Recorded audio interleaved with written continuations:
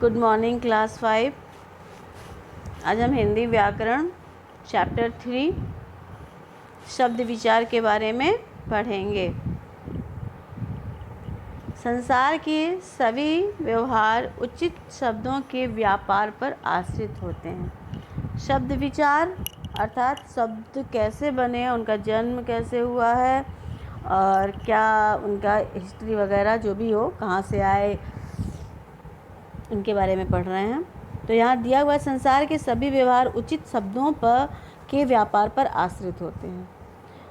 जो भी संसार में घटित हो रहा है उसका सब कुछ बिहेवियर, सब कुछ क्रियाकलाप आपके शब्दों पर आश्रित है। ठीक है। बिना शब्दों के ज़िंदगी जो होती है वह जीवन आसानी से नहीं चलता है। पूछिए उनसे जिनके पास बोली नहीं है, बोल नहीं सकते हैं, उनकी ज़िंदगी कितनी कठिन हो जाती है, पर क्या किया जाएगा। चलिए, भाषा का प्रमुख कार्य विचारों की अभिव्यक्ति करना है। भाषा का मुख्य कार्य क्या है? बातों को, विचारों को व्यक्त करना है, और विचारों की अभिव्यक्ति के लिए जिह्वा को शब्दों की आवश्यकता पड़ती है। जिह्वा मतलब आपकी जीभ को अपनी बात कहने के लिए शब्द चाहिए कि नहीं चाहिए।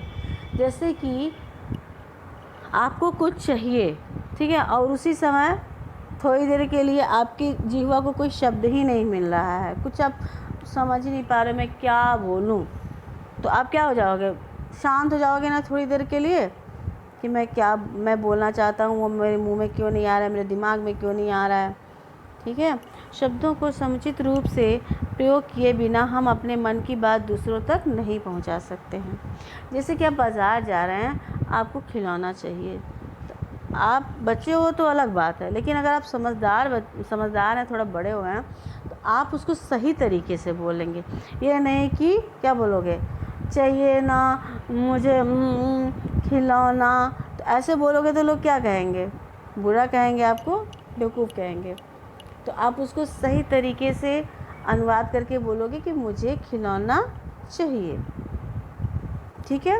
तो दूसरों तक बात पहुंचाने के लिए हमको सही समुचित शब्दों का प्रयोग करना पड़ता है।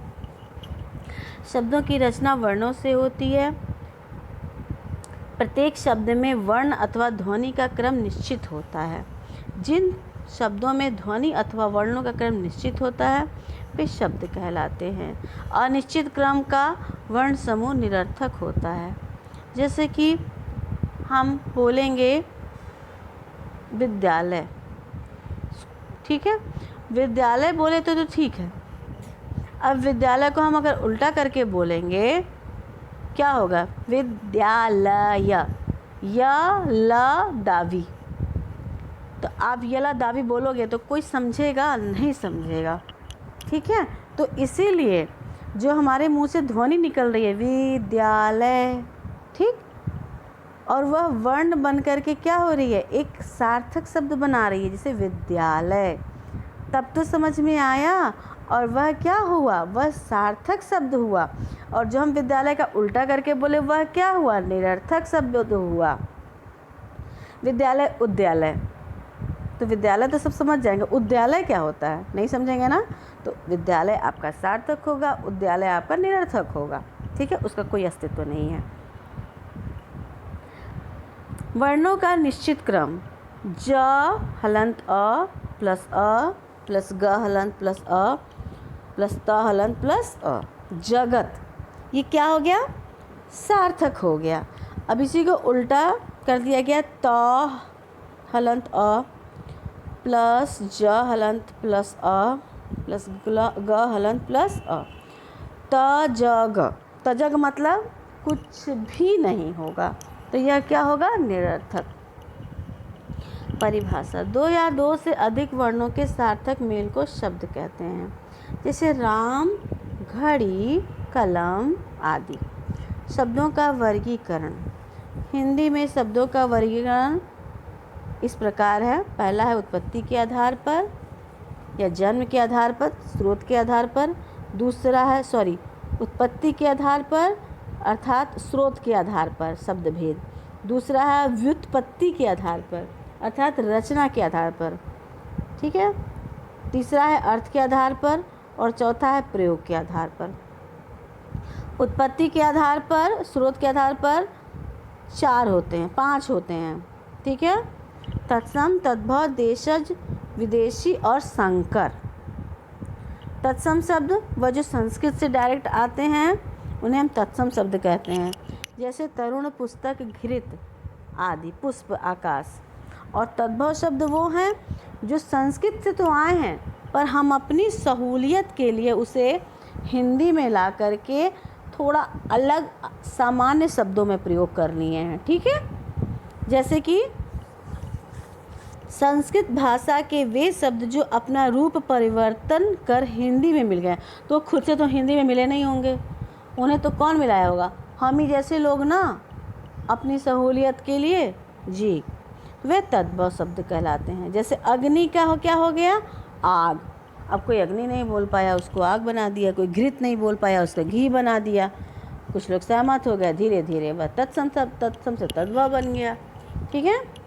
नेक्स्ट आ जाइए आप, देशज शब्द। देशज शब्द हिंदी में प्रचलित वे शब्द हैं जो देश की विभिन्न बोलियों द्वारा हिंदी भाषा में स्थान पा गए हैं। जैसे दीदी, बाप, लड़का, बेटा, झुग्गी, पगड़ी, डिबिया। कि ज़रूरी नहीं कि एक ही नगर में एक ही जगह पे इसको बोला जाता होगा, एक जगह से जाते जाते या कई जगह में बोला जाने लगा, ठीक है।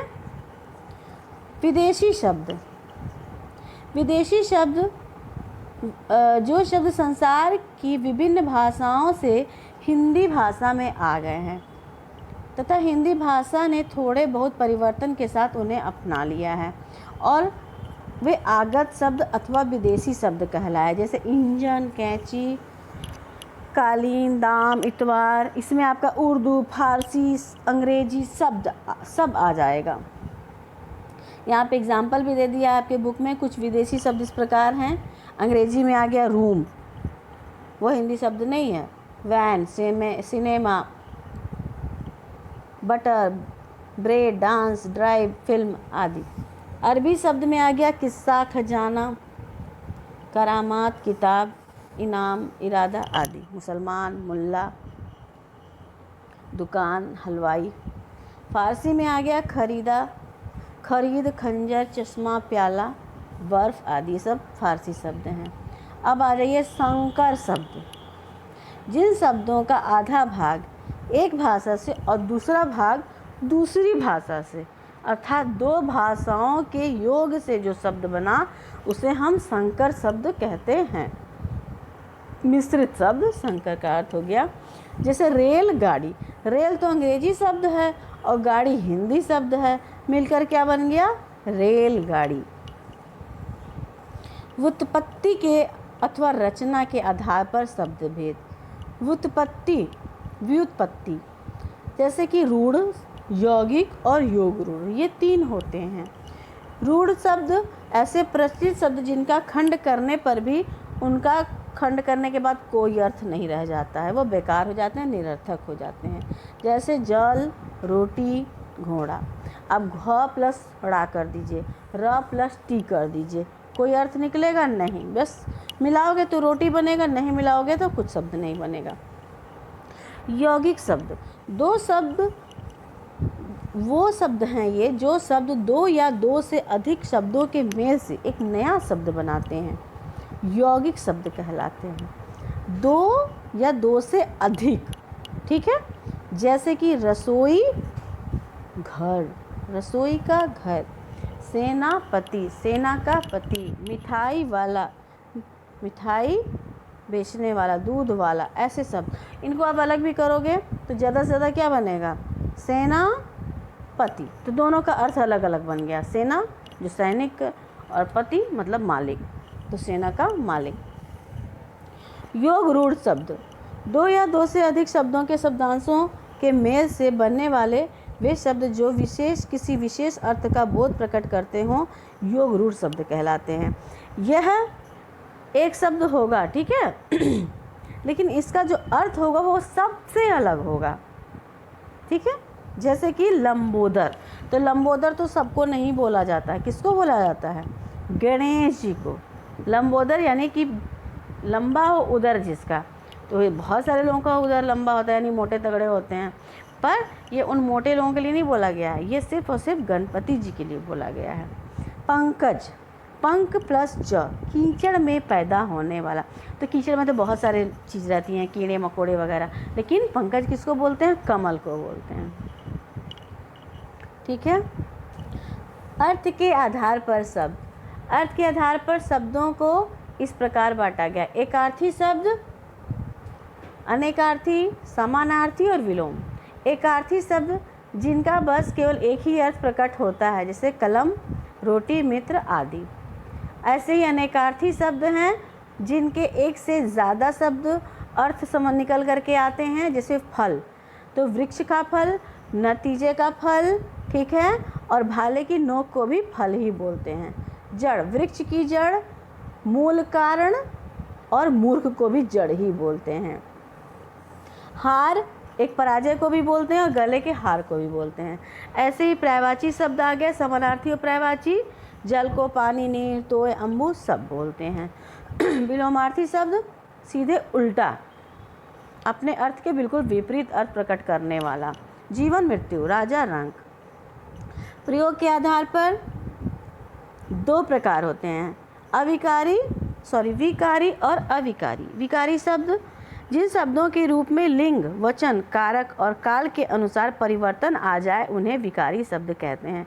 जैसे लड़का पढ़ती है, फिर वो लड़की पढ़ती है, फिर लड़की पढ़ती है, फिर लड़कियां पढ़ती हैं। इसमें कोई भी एक चीज़, लड़का लड़की, पढ़ना पढ़नी, क्रिया, संज्ञा, यह बदलते रहेगा, सर्वनाम बदलते रहेगा, जैसे तुम, तुम्हें, ठीक है। लेकिन अविकारी शब्द वाक्य में प्रयोग करते समय जिन शब्दों के रूप में किसी भी प्रकार का विकार और परिवर्तन नहीं होता है उन्हें हम अविकारी शब्द कहते हैं। जैसे लड़का तेज़ दौड़ता है, तेज में लड़की के लिए प्रयोग हो चाहे किसी भी चीज़ के लिए प्रयोग हो, वह नहीं बदलेगा। तेज, आज, कल, ये सब एक ही जैसा रहेगा, ठीक है। इसके 4 प्रकार होते हैं। क्रिया विशेषण, संबंध बोधक, समुच्चय और विस्मयादि बोधक, ठीक है।